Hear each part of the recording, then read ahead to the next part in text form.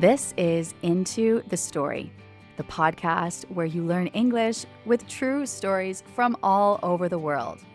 Stories that connect us and inspire you to get where you want to go. Hi, it's Bree. While I've been busy recording stories for season 7 of Into the Story, today I want to share something a little bit different. Last year, I went on Fabio Cerpelloni's podcast, Stolaroid Stories, and we had a great conversation about creativity. Not just the kind of creativity that artists or writers use, but the kind of creativity we all need in everyday life. So, whether you think of yourself as a creative person or not, creativity plays a big role in how we solve problems, connect with others, and express ourselves. So, as we start 2025, this is a perfect time to reflect on what you want to create this year, whether it's a project at work, new opportunities, or even a new habit. By the end of this episode, you'll have some simple, practical ideas on why creativity matters and embracing the challenges that come with trying something new. Before we get to the conversation, I have exciting news. This month, I'm launching my new course, Public Speaking in English. If you've ever felt nervous speaking English at work, whether in meetings, presentations, or talking to clients, this course is for you. I'll teach you step-by-step techniques to help you speak clearly and confidently. This is a small, personalized program, and spots are limited. So if this sounds like something that you need, then click the link in the show notes or visit intothestorypodcast.com/speak. Okay, now let's get into my conversation with Fabio Cerpelloni. Hi, Bree. Hi, Fabio. Welcome to Stolaroid Stories. It's great to have you here. Thank you. I'm happy to be here. Fantastic. So, Bree, you're a friend. We met. Okay, it's already strange to say you're a friend. We met 1 month ago. But it's true. It's true. It is true. Mm-hmm. And I know that you studied psychology. You're a creator. You have a beautiful podcast, which I think we will talk about this later. Mm-hmm. And we are here to talk about creativity. We're here to talk about our desire for acceptance, our lives as creators, and maybe we could even inspire other people to put themselves out there and start creating, maybe share more of their work or their lives. Yeah, mm-hmm. We don't know who we are going to inspire or not inspire. So you've got this background as not psychologist, because you're not a psychologist. I'm not a psychologist. I studied psychology. Which is different. Yeah, it's very different. I mean, I think what I try to do in my work is bring psychology into it, because a lot of teaching and a lot of creating, I mean, we're constantly thinking about who we're creating for or who we're teaching. And I always love pulling in like evidence-based research to do the things I do. So in that way, that's my background, but I'm definitely not a clinical psychologist. Okay, but you know much more than me for sure. Maybe. About how the brain works. When did you start create? So first of all, what do you do when you say the things that I do? What do you mean? Like the podcast and your YouTube channel? What do you mean by, yeah? Yeah, that's a good question. Well, I think for me, considering myself a creator feels a bit uncomfortable because perhaps like a lot of people, when I think of a creative person, I think of like Picasso or I don't know, Gaudi, like I think of people who were truly creative and had artistic outputs that we could see. So when I started creating the podcast, I think that what I would call the most creative thing that I do. And perhaps it's more of a craft than being creative. What I do is interview people on the podcast, and they tell a true story. And then I turn that into kind of like a little class. I like it to be an experience for your ears and for your English. So I listen to their story, and then I try to put in my own experience. I try to pull out what I think is interesting. So in this way, it's kind of like a craft, right? You're taking something that someone else created, you're kind of cutting it up and you're putting it through your own filter. And I've been doing that since 2020. So 4 years now. I would say that's the start of my creative journey.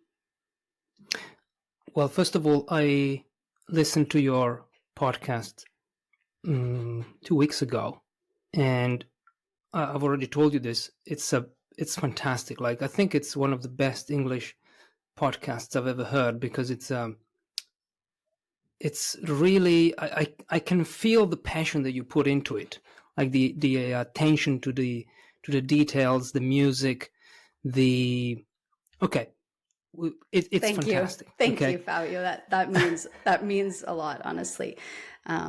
It's a creation of, it comes from love for sure. So I'm glad that you can hear my passion in there. Yeah. But anyways. Yeah. It shines through for sure. Thank you. And before that, so you started in 2020. So before that, you were not really were you a creator or not? Yeah. I mean, I wouldn't have called myself that, but looking back on it, I was. So when I'm from Canada originally, and when I arrived in Barcelona in 2010, I continued doing some of my psychology work, which was ABA therapy with people with autism. So that's actual therapy. That's something where you're not really creating, but you are working with people. Then I started teaching, and I really took a lot of that psychology background into teaching. But of course, when you're teaching, you are very creative. You are creating lessons and imagining how it's going to play out in the classroom. So that's absolutely creative, but I wouldn't have called it that. But if you do consider teaching creative, then yeah, I've been teaching since, I guess 2011 I started, and in 2012 opened a school, and then was doing more like managing, but also creating programs. But a lot of my work and time was spent on more managing people and business kind of things. Yeah, business, it's another creative another creative endeavor. I don't know, is there a word? Yeah, it's another creative endeavor for sure. Endeavor, yeah, okay. Yeah. When we create, or when you create, do you feel that people are watching or are judging what you do, or your products, your podcast, your lesson, whatever you create? That's a good question. It's an interesting question, because whenever I, let's say when I was in university, when I had no ideas of being a creative person, that's not what I was focused on. I would see someone who wrote a poem or wrote a song or created a sculpture, and I would think, wow, that's very brave. Like, it's very brave to take something that's an idea in your mind and put it through some sort of process and then show it to other people for them to judge. Because of course, once it leaves you, once you put it out there, it's like completely out of your control. Now, back to your question, do I feel judged? I think maybe the opposite was true. When I started, I was like very disconnected from even imagining someone listening to what I created. So I just felt like it was a very like solo endeavor. But now I suppose that a few more people are listening. I am more aware of the audience. And I think I've done enough. I think I've talked to enough people that are smarter than me and more successful than me, and read enough books to realize, like, you just cannot care what people say. And if you care, and if it hurts, you can say, okay, thank you. Why don't you go make your, effing art, or why don't you write a book, or why don't you make a podcast, if people are going to be cruel, which is different than people giving you feedback on, hey, I think you could do this better. That's very different. But yeah, definitely. I'm sure you feel the same, Fabio, when you put something out there, you feel, am I going to be judged? It feels kind of scary. Yeah, for sure. But the more you do it, I feel, the more you do it, the less you care about the judgment. Yeah. It gets I don't easier. know if it's easier. It's a practice. That's definitely something that I've learned, that if your goal is to create like a masterpiece. So in my world of audio storytelling, there are certain people that are like the top for me. Mm-hmm. And if I think, okay, I'm going to create a masterpiece like that creator, like it would never happen, right? Like I never would get there. So instead of obsessing over this masterpiece, you approach it more like a practice. And there's this Canadian author and journalist. His name is Malcolm Gladwell. I don't know if you've heard of him. He wrote I've read Outliers. Talking to Strangers. Talking to Strangers. Brilliant book. Really great book. That one's perhaps a bit more creative than Outliers. Outliers is talking about, so he says, practice isn't the thing you do once you're good. It's the thing that you do that makes you good. Wow. Right? Say it again, please. Practice isn't the thing that you do once you're good. It's the thing that you do that makes you good. And he has this rule, like the one thing, if anyone who's read Outliers, the one thing that you probably remember, and it's the most talked about, is this concept of 10,000 hours. Oh, so it comes from him. It comes from Outliers. So like the Beatles, he talks about other people, right? Like the Beatles, they played in Hamburg for a long time before becoming famous. And it's this concept that, yeah, of course you have to have some innate talent or interest or passion for something, but then you have to practice it. You have to practice it a lot. And this is true of any creative endeavor, or like I just like to say, craft. Like you have to continue doing it. You have to continue practicing it. And done is better than good, right? So when you get obsessed with like perfectionism, just when you get really stuck in that feeling of, okay, I can't do this because it's not going to be a masterpiece, you just, done is better than good. Okay. And then next, can keep it moving. Absolutely. I remember seeing a visual, like an image online by an illustrator, and it was like a diagram that said, put out an idea, and then it divided into two different, it branched out into two different things, and it was like no one liked it and everyone liked it, and then next idea. So it doesn't matter if everyone liked it or no one liked it. As you said, it's the practice that counts. It's not really the product. And it's something that I learned fairly recently by reading a book called The Practice by Seth Godin, where it talks about this. Like if you care more about the outcome, if all you care is the outcome, like I'm going to make a fantastic episode that everyone will like. If that is what you're focusing on, then you lose sight of the practice and you start focusing only on what you're actually on the product, and that will disrupt the whole creative process.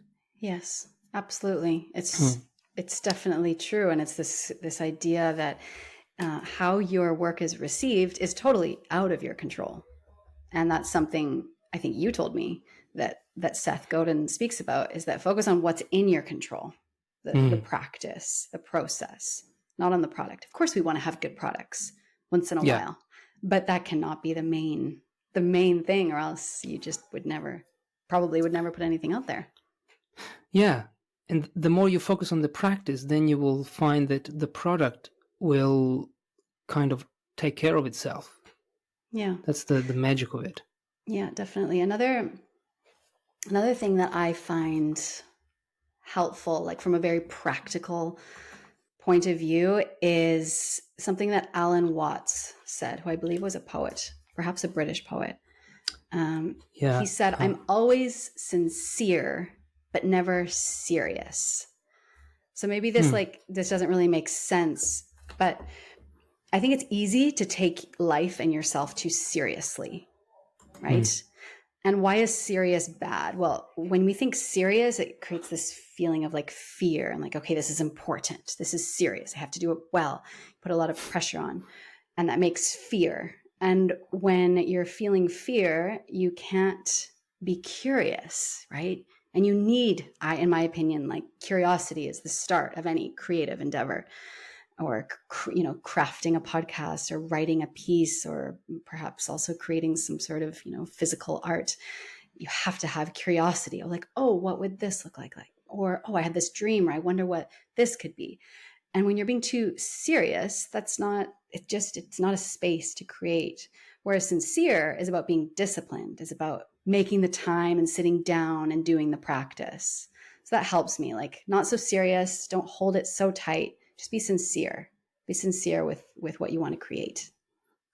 And this could apply to so many things, like even as a freelancer. Like, I'm a freelancer, okay? I don't have a full-time job. And you too. I mean, you opened a school. I think this applies to our business as well, like to business in general. Because business, before I used to think business, money, people who want to scam, like they want to sell you stuff that you don't need. But actually, no, I've completely changed my mind, because business is, wow, it makes you creative. You have to come up with ideas. You have to think about the people you want to help. Yeah. So you have to be creative. It's another creative, let's see if I can say it correctly, endeavor. Perfect. Yeah. You said it perfectly. That's one of the words that I noticed, that you have a British accent. We spoke a while ago and you told me that you have like a mix of accents. And when I was editing your story, as I edit your story, I've noticed that you say teacher like an Australian. It's like one of the words that you have, or maybe it's Kiwi, but anyways, sorry. So definitely business. Yeah, we need to use curiosity, but again, not be super serious. Yes, be disciplined. Do the work. You're going to have to do a business plan. You're going to have to find product market fit. You're going to have to research the market. You're going to have to do these things. But if we make it feel serious, then that can feel scary. And you said that you interviewed people who are more successful than you. And what did you learn from them? Wow, so many. This is one of the best. This is like I don't know what to call it, like the icing on the cake of my job, is that, I mean, first of all, I do love stories. I love hearing stories, but then I get to speak to people about different facets of life, sometimes related to their story, sometimes not. So one that comes to mind is the first Canadian to summit Everest. Okay, his name is Laurie Skreslet.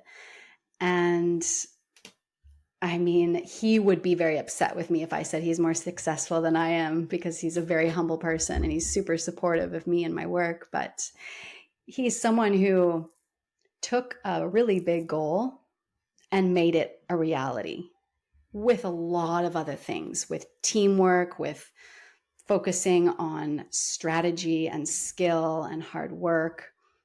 But I've learned so many different things from so many different people. One thing that Laurie, the first Canadian to summit Everest, did teach me, that I always repeat to myself when I get stuck in a creative endeavor, and it's something that he said. So in his story, he's like at camp 4 or something, which is like right near the summit. It's like 4 a.m. It's like -50. He has to leave his tent and go search for a few climbers who are lost. So this is like a high stress situation, but he says that he finds peace in movement. He said, I find peace in movement. So instead of sitting in your tent thinking what's going to happen, he like puts on all of his gear and gets out. And the fact of stepping forward, taking a decision, doing an action, he finds peace in this. So I always come back to this if I'm feeling stuck on a story. Instead of being like, okay, I don't know where to go, I just sit down at my computer or I open my booklet and I start writing something. Or literally, if I'm really stuck, I actually move my body. I go for a walk. And this concept, it's like this mantra that I have, like peace and movement. Instead of sitting and being stuck, move yourself. If he can do it in like minus 50, then I can do it, in plus 25 in Barcelona. So yeah, I've learned so many things. Mm-hmm.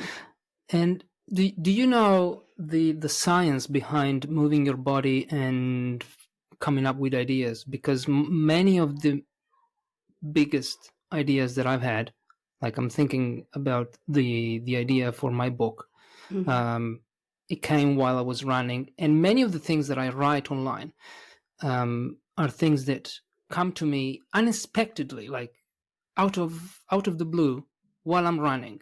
Yeah, definitely. Do you know anything about the science of this? Or well, basically humans, we search for things that feel good. Like we know that, right? Like chocolate, constantly. Any of the other things that you can think of that are pleasurable, you are moving towards that. And in our brains, when we release different neurotransmitters like dopamine or serotonin or oxytocin or endorphins, right? When you're running, you're releasing endorphins. We know that when we do exercise, we release endorphins. This makes us feel good. Yeah. So if while you're running, you feel good, and then you're going to return to those activities. But perhaps when we're getting energy moving, it also just helps us clear our brains more. That I don't know the specifics on why is it then that while we're moving, we're feeling inspired. I get most of my best ideas when I'm walking in the mountains. That's my equivalent of your run, perhaps. I like to go hiking just here by my house. In Barcelona? I live just up the coast from Barcelona, just 20 minutes from the center. The whole area is called Maresma. I don't know if you know. So it's like a mountain. Well, they call it a mountain. It's not a mountain. I'm sorry. I'm Canadian. It's not a mountain, but it's like a that's why I was thinking, is she in Canada now? Or it's like it's like a steep hill, and then right there is the sea. And I live just on that little hill. So it's a very privileged spot where I can go just out my house and walk up. It's like a 40-minute walk. Yeah. But I definitely notice the same. Perhaps it's the fresh air. We're seeing different things. We're just keeping ideas moving. I don't know. It's a beautiful thing, and I'm lucky that I would never live in the city. Like I'm 20 kilometers from Milan. Yeah. And every time I go to Milan, I'm like, wow, yes, thank God I have to stay here like for a couple of hours, and then I'll go back to my provincial little town surrounded by fields. Yeah, I feel the same. Yeah. And you're from Canada, which is like only trees, I guess. Trees and igloos. No one lives there. No, it's true. I mean, I grew up in a place where there's just not a lot of people, right? You have a lot of nature, and we know this. We know that being in nature, seeing green, touching a tree. I mean, I am a little bit like this, okay? But there's real evidence that when we are able to stare at the sea or stare at a tree or the mountains, it does release these feel-good hormones and neurotransmitters. We know that it's good for us. It's good for our state of mind. It's good to feel less anxiety. It lowers cortisol levels in our body. So yeah, when I go to the city, I feel the same. I suppose if you live there, and I'm sorry, because a lot of people live in cities, and there are city people, right, that like the city. Yeah. But when I go, I just feel stressed. Maybe it's because I'm not used to it. But me too. Everyone walking around, not looking at each other, not saying hi, lost in their own world. I find it a little bit disconnected. Yeah. And is this why we have the lizard brain? Like, what we have this, I don't know what it is really. I know that the lizard brain, it comes from the name comes from the animal, the lizard. But is this, what is the lizard brain? This is my question. Yeah, no, it's a good question. I mean, the lizard brain is essentially some different structures that we have back here, right back. If you put your head, your hand at the back of your head, right? So this part of your brain is responsible for the most primitive actions that we have. Like eating. So, like eating, like in this case, feeling fear. That would be a big one that comes up when I think of the lizard brain and like creating. What we want to be using is like the prefrontal cortex, which is that part of your brain, like behind, if you put your hand on your forehead, which is responsible for planning and more deep thought. Whereas the lizard brain is more those primitive feelings of fear. And if we think, I'm not an evolutionary psychologist, but if we think of what our ancestors, what was important to them, right? Like, did they have to be accepted by a group in order to survive? Yes. You could not, be a digital nomad and live alone somewhere. You had to be part of a group. So if your ideas were not accepted, if what you were creating and putting out there wasn't popular, that could be potentially dangerous. So this part of the lizard brain, it can easily kind of come up and take over our thoughts when we're thinking about creating. Like, it can be scary. Putting something out there, you could be afraid that you have no talent. You could be afraid that you'd be rejected. You could be afraid that people would criticize your work or disagree with your work. You could be afraid that your ideas are not original. That's not something that we've talked about yet, but I think a lot of people are afraid, like, what if I'm not original? You could be afraid that you're too old to create. You could be afraid that you're too young to create. I mean, there's just so many. I could continue on and on. The things that our lizard brain could tell us, and reasons to not put something out there. But I also believe that for anyone who does create, they'll say that it enriches their lives. It makes it better. It makes it more fulfilling to put things out there that you honestly believe, as long as what you are putting out there is honest and is authentic. Because if it's not, that's a bit different. And we're seeing a lot of that now, right? People putting versions of themselves out there that they think they should. Just because, that's a very complex topic, but you and I have both seen that. I'm sure anyone has seen people who are out there not being authentic, and that probably doesn't feel good. But, and is this, you said that the process of creating makes your life better. How does that apply to you? Like, how has your life got better by creating? That's a question that requires deep thought, doesn't it? Yeah. I don't expect you to answer. No, I will. I'll definitely answer. Let me think about it. I haven't thought about it before. It's kind of just been like, yeah, this makes me feel better. I remember when I was teaching, and I was teaching at an academy that I opened, that I co-founded, right? So it's like I was quite in control of the process.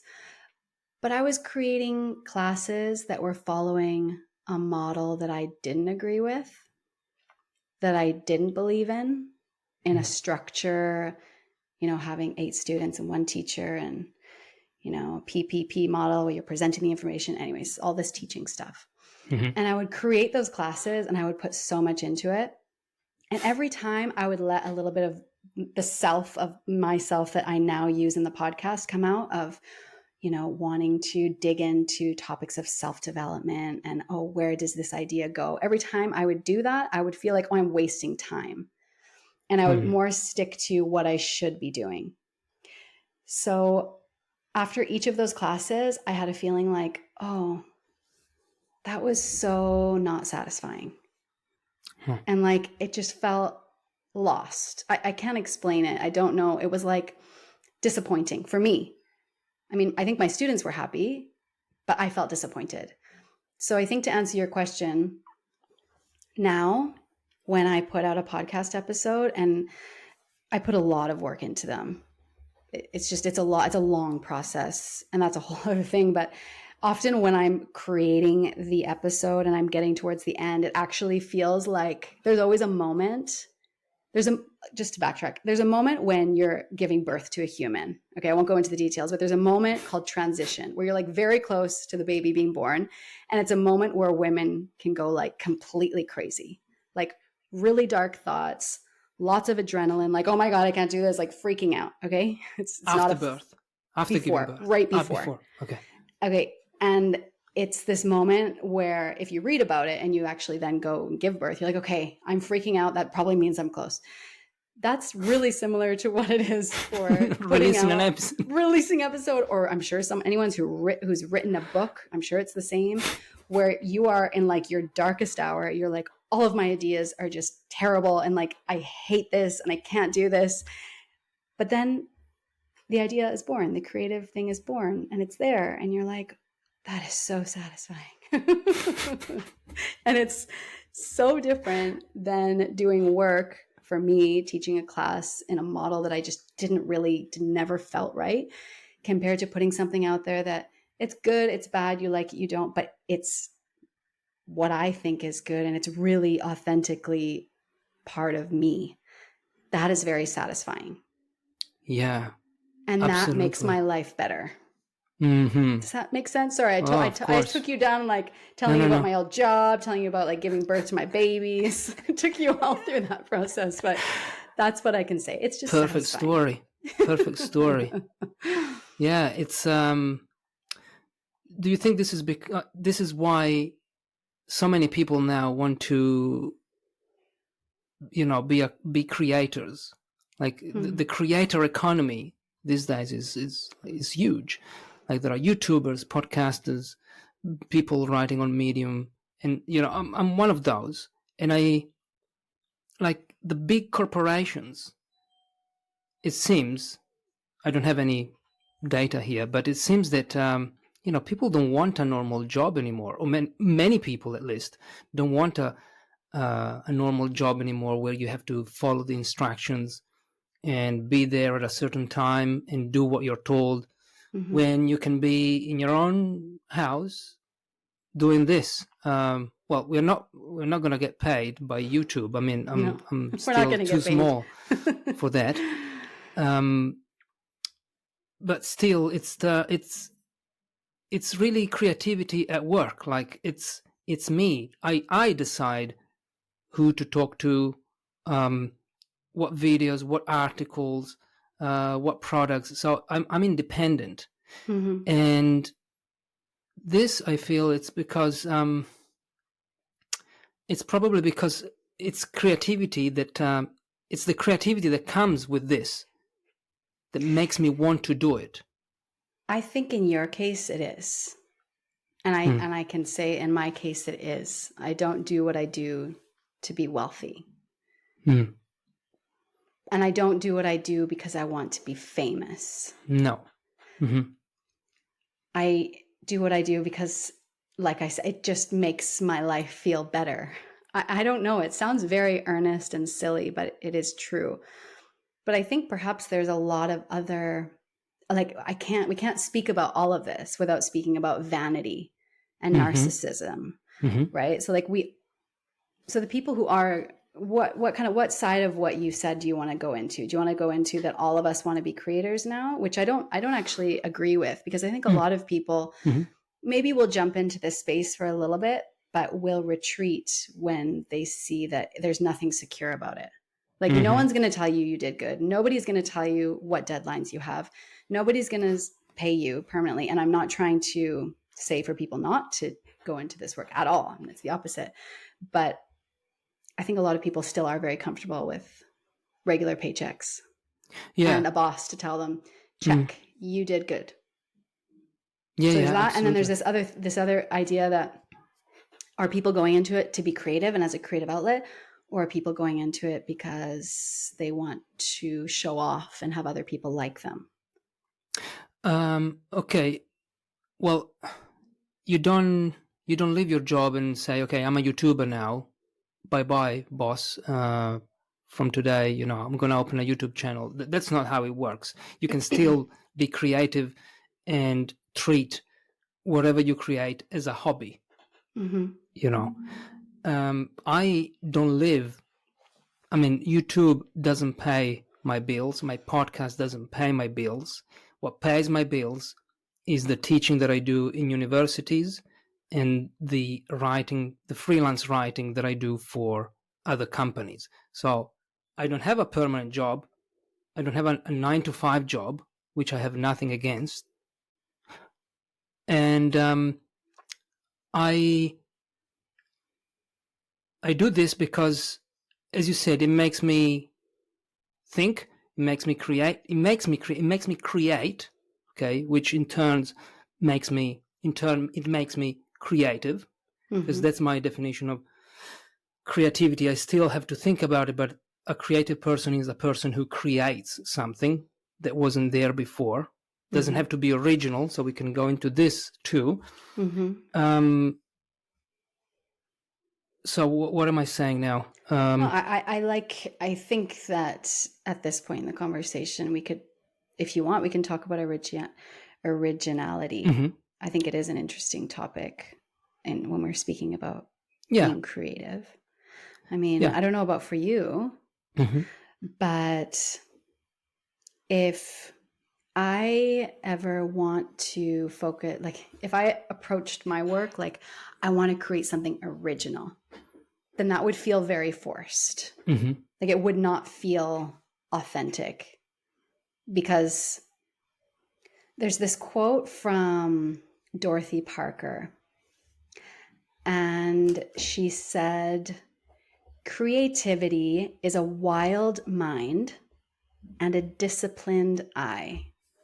So creativity is a wild mind and a disciplined eye. So wildness is like filling your mind with everything and anything you see. So like something that Fabio said in a post, and then something my kid said at the park, and then something I saw on a walk in the mountains. Okay. And then getting this huge, big collection of ideas, but then having the discipline to be able to see the connections in between them in a way that feels fresh and different. It's like specifically a lot of the work you do, and I've said this to you before, I love your writing. I love the ideas that you put out there. A lot of them are very authentic. A few of them are perhaps original. But what I think you're really good at is, I know you're a voracious reader. You read a lot. You take in a lot of ideas, and then you put it together in a way that's really authentic because it feels fresh and different to me. Whereas if you just focus on, okay, I need to have original ideas, and no, Seth Godin said that, I can't say that. Okay, I can't say this because so-and-so, because Malcolm Gladwell said it. No, that's ridiculous. If all of us, if all humans were focusing on being original, we would get nowhere. There would be no innovation, because in order for there to be innovation, you need to stand on the shoulders of giants, as they say. You need to take what people did before you and then mix it up in your mind and make it something fresh and different. So not originality. Don't obsess over originality, because authenticity is far more impactful and meaningful, and I think satisfying. Yeah, and it's very hard to, like we said before, the practice. If you focus on the practice, then the outcome will come. So if you focus on thinking, gathering ideas, observing, then kind of automatically you will come up with something original. But if you focus on, as you said, well, I need to be original. Okay, I'm going to open LinkedIn now and I'm going to say something original. It doesn't work like this. And anyone who's been on, well, LinkedIn is an interesting one because everyone wants to start conversations and have the ideas, right? But yeah, it's just, I don't know of any original ideas out there. And I think any honest author or thought leader is going to give credit where credit's due to all of the creative, amazing people who came before us. But again, coming back to this idea of holding on to the practice and focusing on thinking in the practice, there's something that you speak about in your work. And I know with writers specifically, that is, well, these other ideas that we talked about to keep ideas moving, right? Going for a walk, all of this. But something that I find useful is using ChatGPT or any AI model to keep ideas flowing.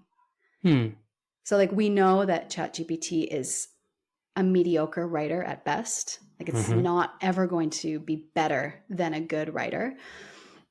But it's a really interesting way of almost speaking out loud to yourself and then getting some feedback that you can agree with or disagree with, or that could actually be a complete lie. Let's be clear here.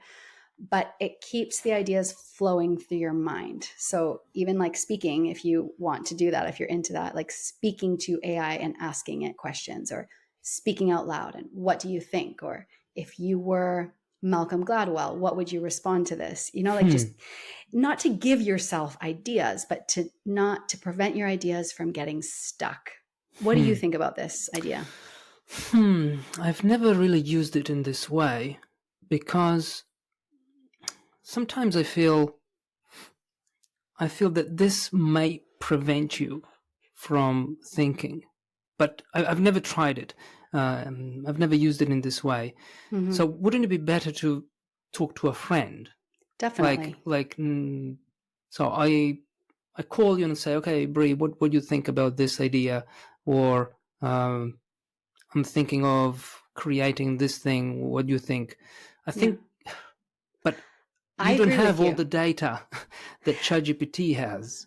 I don't think ChatGPT is as smart as Fabio. I don't. But ChatGPT is available at 2:30 on a Wednesday afternoon when Fabio is teaching. Yeah. And I have this idea now, or I'm stuck now. So I'm not talking about saying, hey, make this whatever, and then taking that and copy and pasting. I'm not talking about that at all. I'm saying treating it like a light conversation with a friend when you can't have a conversation with the friend, as a tool that you can use right now, whenever, on demand. Yeah. It's just it's something that I've found useful. Yeah. Like speaking out loud, because I find speaking out loud really helpful. But then getting kind of answers that's like, oh, that's interesting, or oh, I wonder if that's true.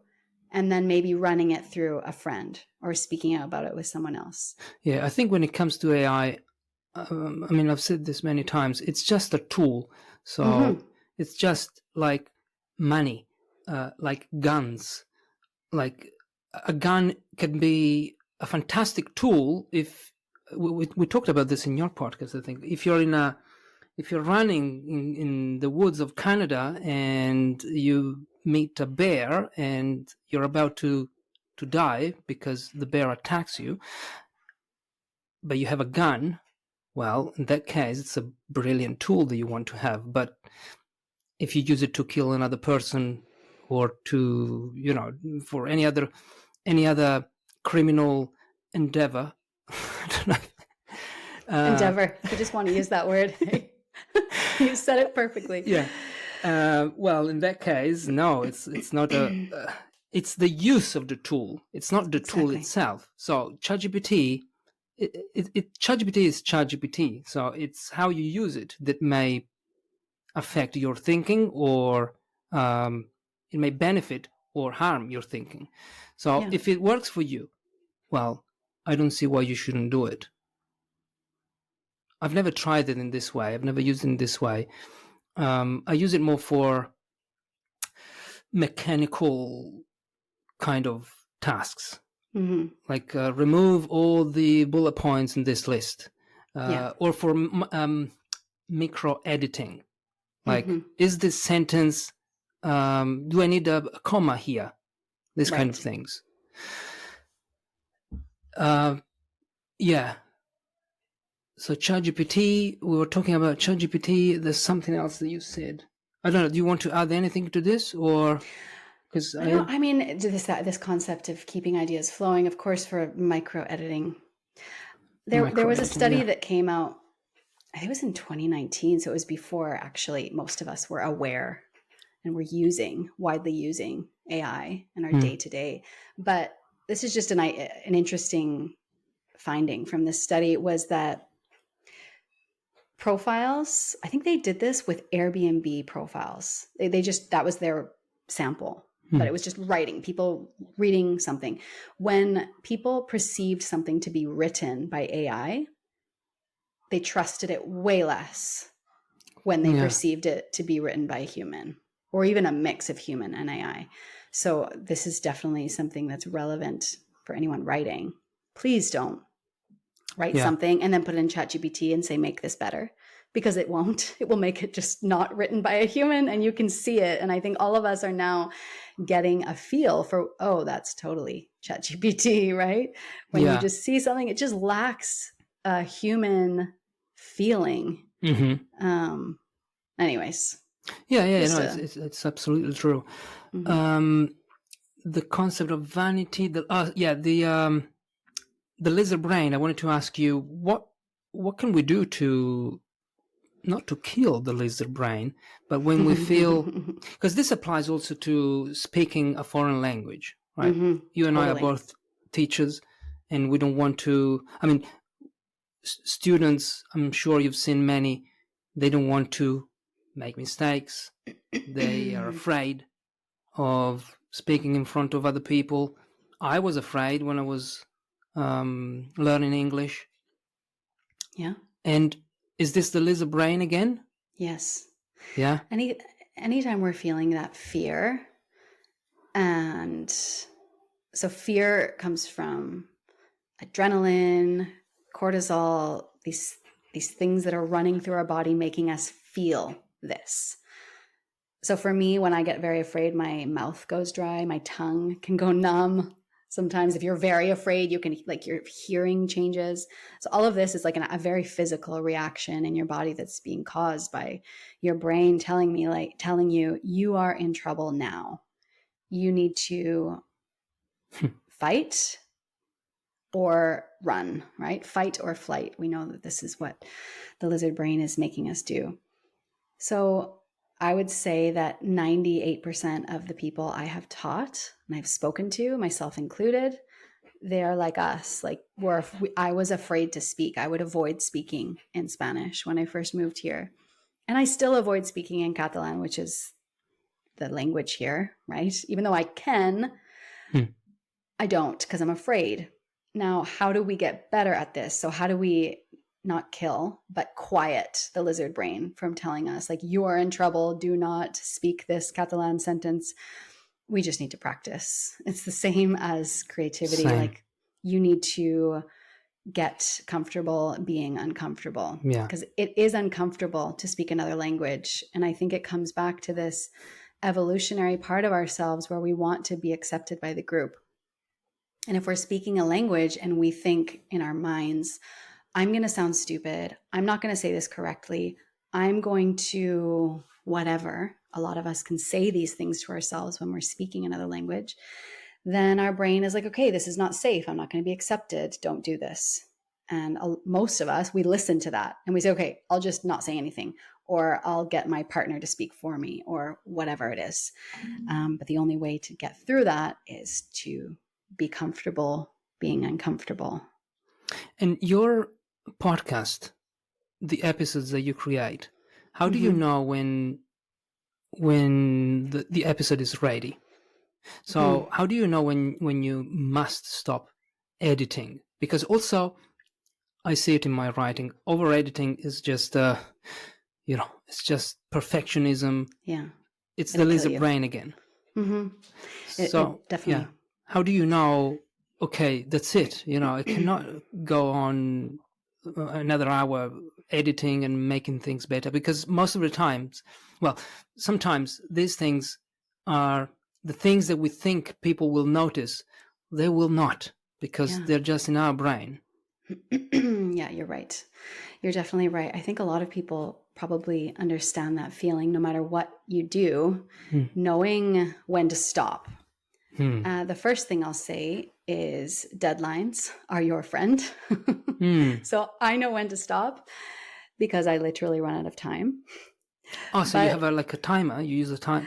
No, like I have a deadline, like I need to release this in the morning. I wish I had a timer and I was very organized.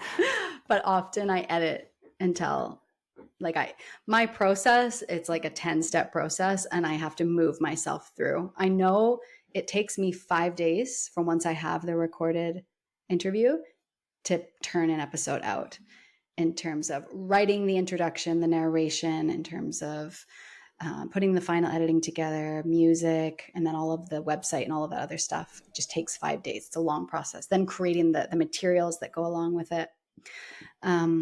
But Wow. Back to your point about how to know if you're over editing. I listened to, there's someone in like the audio storytelling space that's like super famous, like superstar, is Ira Glass, who's the host of This American Life. Oh, yeah. Very famous podcast. Yeah. Very famous podcast. He's a journalist, and he very generously explains his process. Not only his process, but also the process of This American Life, which has changed an entire generation of audio storytelling. And there's a podcast called Sound School. And he speaks about, he has like a manifesto kind of thing where he explains, like, I do this and I do this and I do this and I do this. And he comes back to it all the time where he says something along the lines of, do you have to touch this piece of audio? Like, do you have to put a little slice there? Do you have to do it? Is it absolutely necessary? If it's not, don't touch it. Try, and also saying that most of us, when we are listening to our own voice, our automatic feeling is, okay, edit that out. And in my early episodes, I often, like, there's none of me at all. It's just the storyteller and then me recording afterward. And now what I'm trying to do more is listen to Ira Glass saying, no, your real-time response to what that person said, that very authentic, being curious or thinking it's funny or thinking whatever, that is what people connect to. So when you over edit, sometimes you just like edit the life out of something and it just has no soul. So for me, it's just trying to resist the urge to edit. I try to do limited. And I found that in a lot of different things. When you get involved in trying to manipulate a process, can be, with health, for example, if you don't need to do a surgery, don't do it. Don't mess around with that. I mean, that's true of so many different things. So that's what I try to do, is just leave it if I can. And of course, deadlines. You have to have like super strict deadlines. Now I'm trying to be more, get ahead of my schedule. So I have them ready months in advance, but being very clear on like checklist. Okay, I had to do that by today. Done. So I get that little bit of dopamine, that like feel good. Okay, I did this, check. And I can feel like I'm moving forward. Yeah, this is another thing that I often think about. Why do I feel good at the end of a very productive day, and I don't feel good? I feel bad when I haven't been productive. And I thought, why do I feel like this? Why is it that, okay, my to-do list is, I've checked everything on the to-do list, and still sometimes I've checked everything and I still want to, okay, what should I do now? What's next? Mm-hmm. Do you plan? Like for me, my measure of success is, did I accomplish what I decided I wanted to do yesterday? Like, so I always try to have my to-do list for the week ahead, like say 4 big things that I want to accomplish on Friday afternoon. I try to have that done. So like my measure of success for next week will be getting these things done. It could be just one thing as well. Depends on how big your things are. Have you already planned the following week, like next week? I mean, now because I am running like now I have a month before my schedule is totally upset. Huh. That's just a way of saying that my kids are going to be out of school for the summer. Yoo-hoo. Okay. Yoo-hoo. So I have to be, now I know for the next 4 weeks exactly what I have to do. Okay. And I find that if I, if is what I'm doing today going to make future Bree happy? If it's yes, then good. If it's not, then probably not. If I'm just spending my time putting out fires and responding to things I don't need to respond to, or, I should just ignore things. But I find it very helpful to have those lists written out well in advance.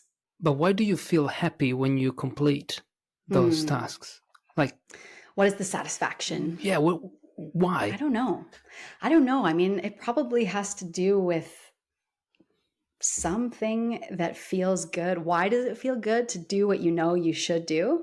I don't know. I guess it's just that human urge to have a purpose and to feel like you're doing the right thing. But not everyone is like this. Like I know lazy people who, they don't have a to-do list. They just live the day.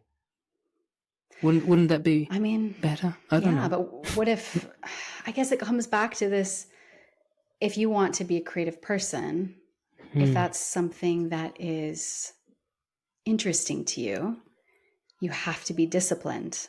When we all have this idea in our minds of like the creator, and they're like totally chaotic, very messy house. There's no schedule, right? But I guess in the reality of being a digital creator, like, we know that you need to have a regular release schedule. You need to look like you have your stuff together, or else no one will care what you do, unless you're like a genius, right? Of course, there are people like that, but I think it's just necessary. We know that in order to, again, like this, okay, I need to focus on the practice. And what is the practice? Well, the practice is getting these things done. That's like my only scale for how I'm doing. Because if I'm not just caring about the output and how many people liked my episode or bought my course, yes, those things are important, but if I'm just focusing on what can I control, not all the things I can't control, then it feels good. It feels like you're being successful if you completed the few things on your to-do list. And I think when you don't have a boss to tell you, hey, Fabio, hey, Bree, good job.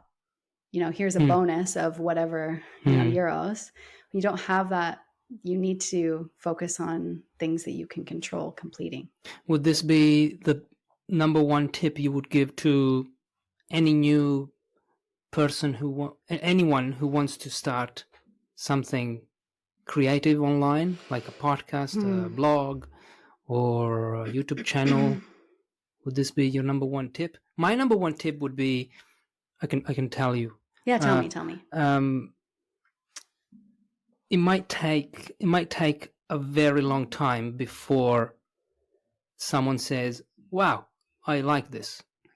Yeah. It might take a very long time, and if you approach this new creative, again, I'm going to say it again, endeavor by thinking that tomorrow everyone will like your thing, or maybe next month, because many people quit and we don't hear from those people. We hear from the big creators, like the big podcasters.